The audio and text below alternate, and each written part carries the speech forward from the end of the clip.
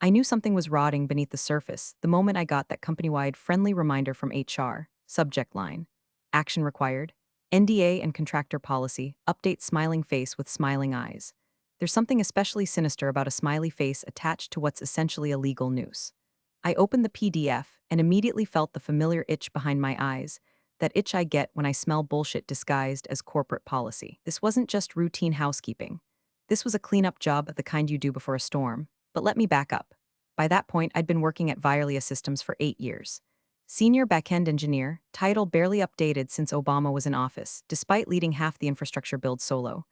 You know the type, quiet, competent, a ghost in the meeting room until someone breaks the production pipeline. Then suddenly everyone's Slack explodes with that "Dana, please help." My badge still beeped green. My PTO bank was always maxed out. And if someone asked who kept the dev environment stable, they'd blink, tilt their heads, and go, "Oh right, Dana." I wasn't flashy. But I was the reason the place still ran.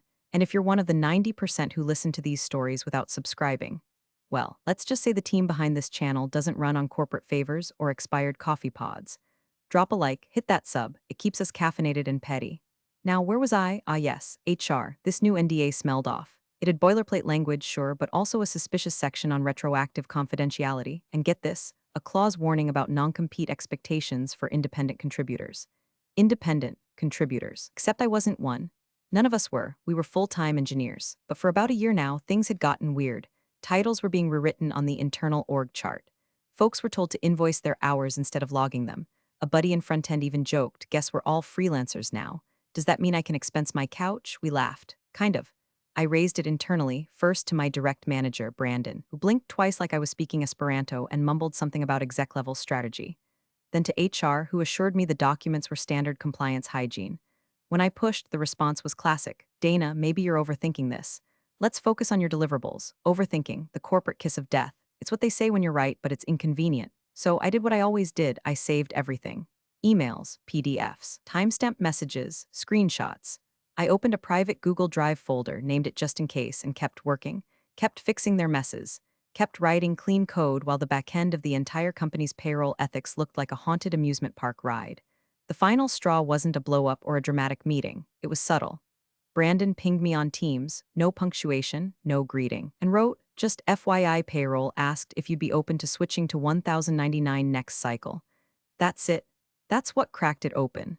I stared at the message like it was a cursed object. I'd been cleaning up after junior devs who called "get the button thing" and mentoring interns who spelled function with a K. I'd been running security patch cycles on my weekends and rewriting data handling modules after hours because no one else could tell a race condition from a literal horse race. And they wanted to turn me into a contractor? No benefits, no protections, no overtime, no severance, no equity. Just a tidy way to cut their own tax liabilities by pretending the entire engineering department was some outsourced gang of gig workers. I didn't respond. Not to Brandon, not to HR. Not even when they sent the opt-in paperwork 2 days later with a cheery subject line, "Exciting new flexibility for team members." That night, I poured a glass of boxed Merlot and opened my just-in-case folder. Then I created a subfolder titled "Payroll Evasion," because if they wanted flexible, I could flex. Just not the way they expected. They called it a realignment. Like my job was a crooked painting on their pristine corporate wall. I got the meeting invite at 4:12 p.m. on a Thursday. Subject line, "Quick sync W/people ops smiling face with smiling eyes." There's that damn smiley again. Red flag number 1. Red flag number 2, it was scheduled for 4:15. 3 minutes notice. That's not a sync. That's a surgical hit. Zoom room open to HR Director Cheryl. I swear I wasn't a hall monitor Dansby, and some guy from legal I'd never seen before who introduced himself as support on today's call. His smile looked carved from drywall. My manager, Brandon, was mysteriously absent. Coward. "Hi Dana," Cheryl chirped. "Thanks for hopping on. I'll be brief because I know your time is valuable." That's when I knew it was over. They only mention how valuable your time is when they're about to rob you of it. She launched into the script like she was ordering a sad sandwich at Panera. Due to ongoing restructuring and a need to streamline budget allocations across key verticals, we've made the difficult decision to eliminate your role, effective immediately. I didn't blink, didn't flinch. I just counted the buzzwords: restructuring, streamline, eliminate. 12 years of my life reduced to jargon and a virtual thumbs up emoji in the corner of her little Zoom box. I muted my mic, leaned back in my chair, and stared at the ceiling fan spinning like a lazy executioner. Cheryl droned on about Cobra and final pay and next steps while Drywall Boy clicked something on DocuSign. But I was already gone. Not emotionally, strategically. The folder, the evidence, the classification logs, Slack messages from managers telling engineers to keep timesheets vague. I hadn't built that archive for fun. I built it because I knew this moment would come. I just didn't expect it to be delivered with a canvas-lapped PowerPoint and a LinkedIn recruiter smile. After about 10 minutes of HR kabuki theater, Cheryl ended the call with, "We're doing you a favor by not contesting unemployment, Dana. Most companies wouldn't be so generous." I stared at my screen long after the Zoom call ended. The silence in my apartment felt heavier than usual. The only sound was the ice melting in the Diet Coke I forgot to drink. Then my inbox pinged. Subject, termination confirmation and unemployment info from Cheryl Dansby, Director of People Ops Body. Dana, as discussed, your employment with Vialia Systems is terminated effective today due to restructuring. Attached is your termination letter. You are eligible to apply for unemployment benefits. As a gesture of goodwill, the company will not be contesting your claim. All the best, Cheryl's smiling face with smiling eyes, the smiley. Again, I didn't rage, didn't sob, no grand speeches. Just that eerie clinical stillness that creeps in when you know the final move isn't loud, it's precise. I clicked reply all, typed 6 words. Thank you for this favor. Then I added a recipient to the CC line. Dolgov at Postmaster Dolgov, the Department of Labor's intake. Attached, a zip file labeled contractor classification evidence. Inside, every piece of proof I'd been sitting on. Emails from finance, memos from legal, internal Slack threads, an Excel sheet with all 74 engineers I knew were misclassified, including myself, including the guy legal just used as support on today's call. I hovered over send for exactly 3 seconds, then clicked. I didn't feel victorious. Not yet, but I did feel clean, like finally setting a bone that had been broken for years. Painful, sure, but finally right. I sat in the glow of my monitor like it was a campfire and I was about to burn down the village. Outside, the sky was rust orange, like God himself had hit a Snapchat filter called arson. But inside my apartment, it was just me, a lukewarm can of La Croix, a laptop that suddenly felt more powerful than any courtroom. I didn't cry. That would have made sense, but no tears came, no yelling. Just this hollow, floating calm, like the silence after a hard drive dies and takes 10 years of photos with it. The part of me that had clung to hope, to dignity, to the notion that good work protected good workers, that part had already been put out back with the office ficus and the half-used post-it rolls. They didn't just fire me. They freed me. I opened the folder titled Payroll Evasion. My cursor hovered over it like it was radioactive. Then I double-clicked. Inside, a mosaic of corporate rot. Screenshots of Slack conversations where managers coach people to log less than 30 HRS/week for compliance optics.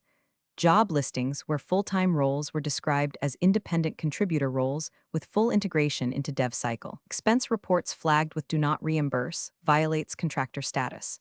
PDF versions of old onboarding decks that stated, in big blue font, you'll be a part of the Vialia family. Permanent, W-2, full benefits. Dated, timestamped, and directly contradicted by newer memos urging engineers to invoice like freelancers and avoid saying team member in client emails. I dragged in a new document, aimed at formal misclassification report Vialia Systems. Then I started writing. I didn't embellish, didn't dramatize, just facts, cold and stacked like bricks. Each section had headers, job descriptions, VSIRS guidelines, internal communications, payroll practices, retaliation patterns. I included names, dates, attachments, even hyperlinks to the Department of Labor's own criteria. My tone was clinical, less whistleblower, more coroner. I listed all 73 engineers I knew had been quietly moved from W-2 to 1099 or had been onboarded under the lie of permanency. Some still had the company laptop. Some had never even been told they were contractors, just stopped receiving benefits without notice. They were told to check their classification in the portal, as if they'd misread their own livelihoods. I laid it all out, section by section. By 2:40 a.m., I had a 22-page report and an evidence folder with enough weight to knock out a mid-level compliance officer. But I didn't send it yet, not out of doubt, out of respect. Because once it left my inbox, there was no pulling it back, no just venting. This wasn't a diary, it was a detonation device. I leaned back, eyes dry, spine tight. The radiator in my apartment kicked on with a metallic groan, that stupid noise it makes when it's trying too hard. Just like me for the last 8 years. Working weekends, babysitting interns, covering for VPs who couldn't explain version control if their Tesla keys depended on it. The eerie calm didn't leave, it deepened, and that's how I knew I was ready, because I wasn't chasing revenge. I was cleaning the system, like I'd done 1,000 times before, quietly, without credit, without thanks. Only this time the system was Vialia, and I wasn't debugging code. I was preparing an autopsy. The first email was short, just a file attachment and a sentence, supporting documentation for open claim employee misclassification. Sent from a burner Proton mail I spun up in 10 minutes. The kind of email address you'd use to confess a murder or cancel Comcast. The DOL investigator's auto-reply came back 2 minutes later. Name, Cynthia Morales. Signature block all formal and forgettable. Thank you for your submission. Case 21 to 47,803 has been opened under Department of Labor Wage and Hour Division. There it was, a number, a timestamp, and a path. I didn't sign my name, didn't need to. The evidence would speak louder than any speech I could give. And besides, they'd made it abundantly clear my voice didn't matter, until now. Now, every Slack thread I saved, every PDF I archived, every contractor memo I'd screenshotted while waiting for Jenkins to deploy became a bullet in the chamber. I sent another file the next day, then another. I spaced them out, 1 or 2 documents per day, never more, like feeding breadcrumbs to a very patient wolf. Meanwhile, I went silent. I didn't answer texts, didn't like posts, didn't drop a congrats on anyone's new job update. If someone reached out saying, "Heard what happened, you okay?" Let it sit unread. Not because I was mad, because I couldn't trust who was watching, but I did watch. LinkedIn became my surveillance station. My version of watching the house burn from the rearview mirror, that's how I saw it. A new job post for senior backend developer contract role, immediate start. Same language, same team, same responsibilities, but now with a fancy little disclaimer, independent contributor model, not eligible for employee benefits. That was me, that was my role, repackaged with a legal condom and pushed out into the wild like no one would notice. Except I did. And so did Cynthia eventually. Each job listing was another nail. Each reposted flexible work opportunity a breadcrumb that led right back to a spreadsheet I had already sent. They weren't pivoting, they were doubling down. Then the Slack rumors started trickling in. My old intern, Maddie, bless her brave little heart, was the first to break the silence. She messaged me on Signal, not Slack, which told me she knew. "Did you hear about the compliance audit? They're making everyone fill out some dumb questionnaire about time tracking." A week later, another former colleague updated their status to open to work. No announcement, no goodbye, just gone. The engineers had started whispering and corporate was starting to sweat. I heard through the grapevine, okay, Reddit, that someone from finance accidentally emailed a company-wide reminder about offboarding 1,099s by end of quarter to mitigate classification risk. It was meant for department heads. It went to everyone, including a few still believed the lie full-timers who hadn't realized they were 1,099s until that moment. The Slack engineering channel, normally just Jira memes and snark about lunch options, had gone quiet. Then weird. Like corporate was pushing pre-written messages through management to look spontaneous. One post read, "Reminder, our flexible workforce model is a competitive advantage. Thanks for being agile, right?" They thought if they tossed enough buzzwords on the fire, the smoke wouldn't smell like fraud. But I wasn't done feeding the flames. Cynthia started replying directly now, asking for clarification, highlighting certain names. She was building her own map. I made sure she had every landmark she'd need. On Friday, I sent her a batch of onboarding documents with the metadata intact, PDFs created by HR but signed by managers. The files were dated months before any of us were told we'd been converted to contractors. The audit trail was clear. The misclassification wasn't an accident, it was a strategy. At 11:07 p.m., she replied, "Thank you, this is very helpful. We'll be in touch shortly." Shortly, I read that word a few times. Let it sit in my chest like a match waiting to be struck. They still didn't know it was me, and I wasn't ready to change that just yet, because the trap wasn't set. Not fully. Not until they tried to wriggle free, only to realize the chain around their ankle was welded shut. It started with a text that just said, "Do you have 5 minutes?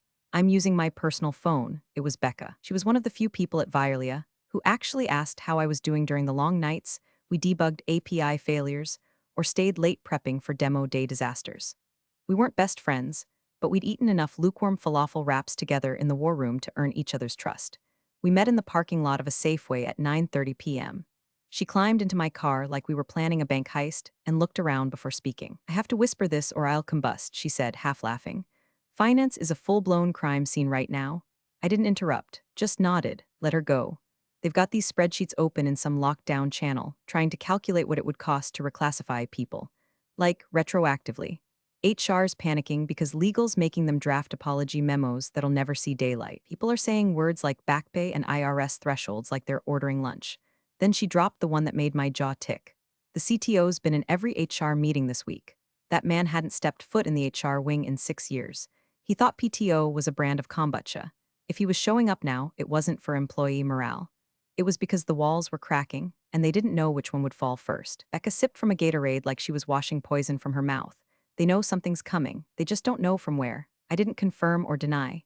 Just squeezed her arm and told her to stay invisible. When she got out, she looked at me like she knew I wasn't just sipping boxed Merlot and job hunting. I was lighting matches in the crawl space. 2 days later, the email from the DOL landed like a surgical strike. Subject, verification request case 21 to 47803 from Cynthia Morales at Dolgov Body. Miss Jameson, we are currently reviewing your submitted materials. Please confirm the authenticity of the following 3 email threads, dated March 3, March 17, and April 9, respectively. Additionally, could you confirm that the attachments included were created during your employment with Vialia Systems? If possible, please respond by COB Thursday. Thank you for your cooperation. Cynthia Morales, Wage and Hour Division, U.S. Department of Labor. I stared at the message for a long time. It wasn't a casual check-in. It was a legal checkpoint. I opened the referenced emails. Yep, all mine. March 3rd was the one where Brandon told me, keep it under 30 hours so we're safe from W-2 thresholds, lol. March 17th had Cheryl sending out a contractor onboarding doc and reminding managers, don't call them employees, even if they have a Vialia email. April 9th, that was the gem, an HR slide deck titled Benefits Cost Savings, Contractor Conversion Opportunity. I replied with one line, confirmed. All emails and documents authentic and created by me during full-time employment at Vialia Systems. Attached, original, ML files with headers. Our data intact, no edits. If they wanted a clean chain of custody, I'd give them one. I'd give them the kind of digital trail you couldn't scrub with bleach and prayer.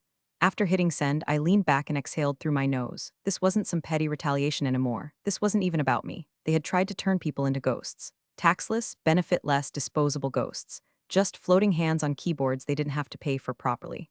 And now, the ghosts were showing up in court documents. The best part? They still didn't know who was feeding the fire. Every time Becca messaged me another update, like the sudden hiring of a compliance consulting firm or the rumor that HR was being restructured, I just replied with the same emoji. Eyes, let them chase shadows. Let them host their damage control meetings with words like alignment and risk posture, while the Department of Labor quietly sharpened its knives. I wasn't hiding, I was waiting. And the moment they looked under the wrong rock, they were going to find the fuse already lit. It came on a Wednesday morning, wrapped in corporate fleece and spun sugar, the email from People Ops with the subject line, clarifying our compliance posture moving forward. I could practically hear Cheryl Dansby's voice through the screen, calm, insufferably neutral, the same tone she used when she once told an engineer his maternity leave was technically non-essential.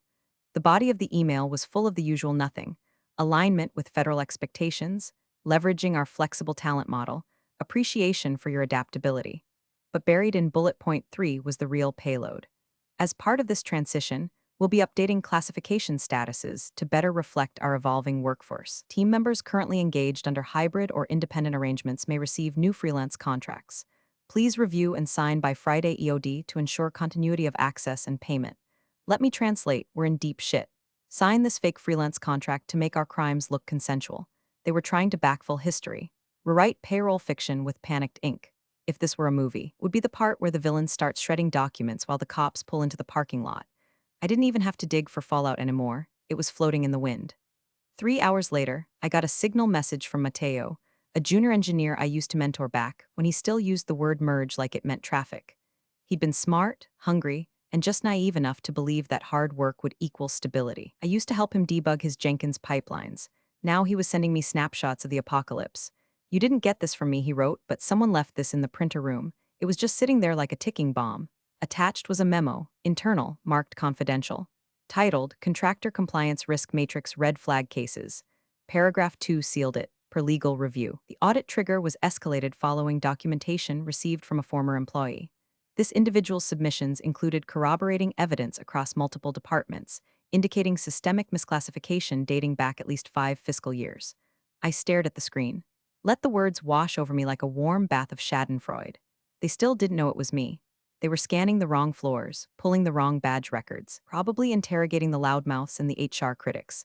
I hadn't raised my voice. I hadn't raised hell. I just raised a hand, pointed, and that had been enough. The memo also listed mitigation strategies, which included retrospective contractor agreements, narrow scope rewrites for job descriptions, and my favorite, internal comms to control narrative preemptively. Control the narrative, honey. You lost control when you sent that first smiley face termination email. I could picture it so clearly. Execs in their little glass box conference rooms, eyes twitching, voices tight, asking each other who the mole was. Cheryl rifling through Slack logs. The GC yelling into muted Zoom calls. And Brandon, probably pretending not to exist, still using words like pivot while the ship split down the middle. Another ping came from Mateo. A photo, this time, of a whiteboard someone forgot to erase in the HR war room. If identity of former employee is uncovered, right arrow direct engagement. Offer settlement? I laughed out loud. They were trying to figure out if they could buy silence they didn't know was already roaring inside an official investigation, like putting a band-aid on a bullet hole in a submarine. I didn't need a microphone. The DOL had one now, and I wasn't bitter. Not really. What I felt was something colder, sharper, sardonic satisfaction because I had spent years being the quiet one, the one who cleaned up code no one understood, the one who documented everything because someone had to, the one who was told you care too much and maybe just let it go. Well, I let it go. Right into the lap of a federal agency with subpoena power and a calendar full of open slots. And now, I just watched. Watched the contracts go unsigned. Watched LinkedIn updates shift from software engineer at Vialia to exploring new opportunities. Watched the company try to patch a dam with press releases and prayer. Still no one called me. Still no one knew. And still the trap stayed shut. It started with a blocked number and a voicemail that sounded like it was read off a cue card soaked in sweat. Hi Dana, this is Cheryl Dansby from People Ops. Just hoping we can chat, informally, to clear the air. No pressure, of course, off the record. Just clarifying context on some recent items you may have been involved with. She didn't say DOL, didn't say audit, didn't say oh god, we're bleeding out, but she didn't have to. I played the message twice, not because I needed to hear it again. I just liked the way her voice cracked at the end, right before she hung up. Like even her breath knew this was over. 3 minutes later, an email appeared in my inbox. Not from Cheryl this time. From a personal Gmail with a fake-sounding name, mcconnorsadvisory@gmail.com. The message was short and sanitized within an inch of its life. Miss Jameson, we'd welcome the opportunity for a confidential conversation to better understand any information you may have shared regarding your time with Vialia. This is strictly off the record and will not be used in any formal capacity. If you're open to a brief chat, we're happy to accommodate your schedule. Translation, we don't know how deep we're buried and we're hoping you'll dig us out before the feds do. I didn't respond. Instead, I opened my desktop folder one last time. This one wasn't called payroll evasion or classification proof. This one was just titled Finish It. Inside, the stuff I'd saved for last. The big guns. The things I hadn't sent yet because I wanted to wait until the house was mid-collapse. So the explosion would be blamed on the faulty wiring, not me. First, a full log of the payment processor dashboard for all independent contributors. Monthly disbursements, vendor IDs, and an internal note from finance labeled use ACH to avoid triggering employee thresholds.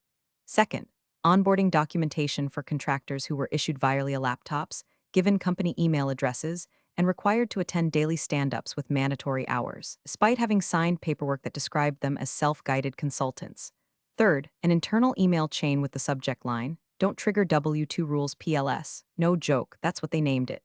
Cheryl had replied ACK with a smiley face, again with the damn smileys. I zipped the files, encrypted them, and uploaded them through the Department of Labor's secure portal. It took 10 minutes. I didn't even need to write a message this time. The evidence could sing for itself. Then I closed the laptop and went to make coffee. 4 hours later, my phone buzzed. It was Becca. No preamble, just a message. The GC just walked out of the building. Looked like he'd seen a ghost. Did you? I stared at the screen for a long moment. Smiled. Did I? Did I send the one thing that confirmed what they were still praying was just smoke and shadows? Did I hit them so clean, so quiet? I didn't even realize they were bleeding until the boardroom started spinning. I didn't respond, didn't type yes, didn't wink, didn't send a cryptic emoji, because silence at that point was louder than anything else I could say. They had spent months trying to figure out who was feeding the DOL, and now they had their answer. Not in a name, not in a voice, but in the shape of the hole left behind. They showed up in windbreakers, not dramatic. No flashbangs or SWAT vans, but still unmistakable. The kind of entrance that made the glass lobby suddenly feel a little colder. 3 agents from the Department of Labor's Wage and Hour Division, accompanied by 2 IT specialists from the Office of Inspector General. One carried a sealed envelope. Another wheeled in a cart with 3 external drives and a laptop that probably had more security clearance than half the executives combined. Security tried to act confused. HR tried to act calm. Legal didn't act at all, they just started sweating in unison like synchronized swimmers. Word spread in the building faster than a fire drill. Someone from facilities messaged Becca, "The feds are here." Cheryl looks like she aged 20 years in 5 minutes. They were taken to a glass conference room on the 3rd floor. Curtains drawn. Access logs requested. Admin permissions pulled. Devices tagged. 10:30 a.m. 3 executives had already left the building citing pre-scheduled off-site meetings. One of them, Brandon, of course, didn't even close his laptop. Just unplugged it mid-email and bailed like someone yelled compliance and lit a match. Cheryl tried to downplay it naturally. A company-wide Slack post at 11:07 a.m. read, "Team, you may see some external auditors in the building today. As part of our commitment to compliance excellence, we're participating in a routine labor classification review. There's nothing to be concerned about. Business as usual. Smiling face with smiling eyes, that damn emoji again. Corporate hospice care at its finest, but the lie didn't last long. At 1:13 p.m., someone leaked the real memo. Screenshot, confidential header. Typed in bold red at the top, investigation scope, misclassification of labor 2016 to present. Contractor conversion practices. Tax evasion risk index, high. Becca forwarded it to me with a single word. Yikes, that was generous. The scope went back 7 years, which meant every VP who'd bragged about lean scaling and creative HR modeling was now on a government radar. Every freelance contract signed under duress. Every benefits form mysteriously missing from onboarding packets. Every calendar invite with the subject line compliance sync. At home, I sat curled up on the couch, wool blanket over my knees, watching the storm through a laptop screen. No Twitter thread, no Reddit leak. This wasn't for public humiliation. This was justice, bureaucratic, deliberate, and cold. Then the email came from Cynthia. Subject, case update 21 to 47,803 body. Miss Jameson, thank you again for your cooperation and the materials you provided. Based on your documentation, we have officially opened a formal case that includes all 74 engineers identified during our review. Our team will be reaching out to relevant parties for interviews and further verification. If you have any additional context or files, you may continue to submit them via the secure portal. No signature flourish. No gold star. Just the acknowledgement that the thing was real now. Moving. Gaining mass. I sat back and stared at the line. All 74 engineers identified. 74 people who'd been quietly converted into tax loopholes. 74 lives packaged as cost savings. I wondered how many of them still hadn't realized they'd been misclassified. How many had paid out of pocket for healthcare? How many had lost out on overtime, on family leave, on basic protections? It wasn't about revenge anymore. It hadn't been for a while. It was about the truth finally having teeth. Violia had danced on the edge of legality for too long, drunk on buzzwords and unchecked ego. They thought they could rewrite reality with enough pivot decks and smiley-faced memos. But the federal government doesn't pivot. It investigates, and now they were inside the building, and I was home, watching it all unfold, quiet, unapologetic, and ready. The headline hit like a crowbar to the kneecaps of their brand. Violia Systems under federal probe for 7-year labor scheme, dozens of engineers misclassified as contractors. Subheadline, sources confirm company faces millions in back taxes and penalties. Whistleblower remains anonymous. By the time I saw it, the story had already spread to 3 different tech blogs, a labor rights forum, and the Reddit thread where all the quietly exploited software people go to scream into the void. Commenters were dissecting the leaked memo like it was a murder confession. Someone even linked a public IRS contractor compliance checklist and wrote, "They violated almost every bullet. It's almost impressive." I poured myself a glass of red, real stuff this time, not boxed, and sat back on the couch. The sun outside was setting just slow enough to make it feel like time was folding over itself. My laptop hummed. The email alert pinged, soft and indifferent. Subject, new opening full-time W-2 role, benefits plus equity from recruiter, confidential tech startup. I didn't open it. Not right away. Instead, I flipped over to the article again.